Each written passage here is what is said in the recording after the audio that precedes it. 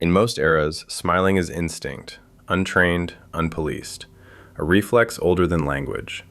But for a brief moment in history, smiling became suspicious, a gesture with consequences, a curve of the mouth that could mark you as disloyal. This is the story of an emperor who believed laughter weakened the state, and a society asked to keep its face still. The year was 1896. Japan was racing forward, dragging itself from feudal isolation into modern power. At the center stood Emperor Meiji, a ruler less divine spectacle, more national engine. Factories rose, railways cut through farmland, uniforms replaced robes. Order mattered, discipline mattered, appearances mattered most of all. Smiling, to Meiji's court, looked dangerously informal, too casual, too Western, too human.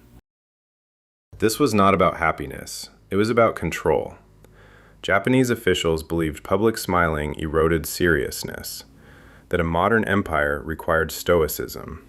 A neutral face suggested loyalty, emotion suggested distraction. Photographs of the emperor show him stone-faced, unblinking, unsmiling. The message was clear. If the ruler does not smile, neither should the nation. The discouragement was subtle. No written law, no formal decree. But in schools, children were corrected. In military training, smiling was punished. In public service, expression was monitored. A smile could be read as mockery, or weakness, or dissent disguised as joy. People learned to master their faces, not because they believed, because they adapted.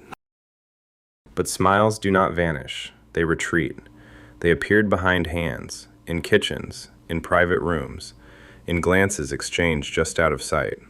Laughter moved indoors. Joy became intimate. The state could regulate posture, uniforms, schedules, but it could not erase instinct. No official document ever declared smiling illegal. That's the point. The power lay in expectation, in social pressure, in the understanding that this is how serious people behave.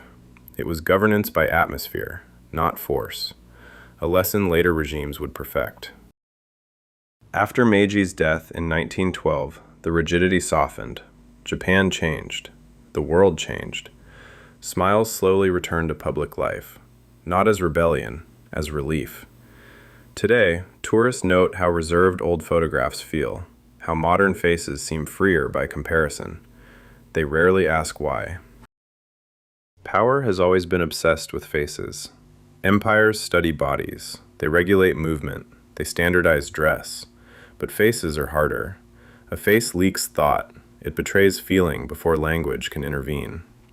That is why regimes return to it again and again, why portraits are controlled, why leaders rehearse expressions, why seriousness becomes synonymous with loyalty. In Meiji Japan, the unsmiling face was not about emotion, it was about legibility. A neutral face was easier to read, easier to trust, easier to command. Smiling introduced ambiguity, and ambiguity frightened authority. The band faded, the expectation dissolved, the empire transformed into something else entirely. But the instinct to regulate joy never disappeared. History repeats the pattern, not always with smiles, sometimes with music, sometimes with clothing, sometimes with speech itself. What changes is the target, not the impulse. Because every system that values control eventually grows suspicious of happiness. Not because joy is dangerous, but because it reminds people of what exists beyond obedience. And so the lesson lingers, unwritten, unarchived. When power grows tense, watch what it asks people to stop doing. Very often, it starts with the smallest freedoms, a sound, a gesture, a smile. History remembers laws. It forgets pressures. The most effective rules are the ones never written, the ones that teach people to police themselves. For a while, an empire believed joy needed discipline, that smiles needed supervision, that emotion threatened order.